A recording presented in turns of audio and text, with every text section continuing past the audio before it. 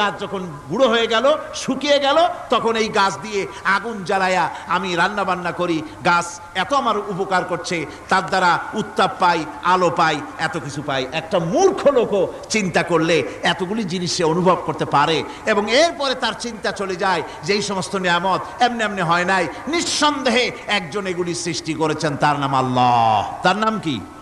তার নাম রহমান। জোরে বলেন, তার নাম কি? রহমান। তিনি সৃষ্টি করেছেন, তিনি এগুলি দান করেছেন।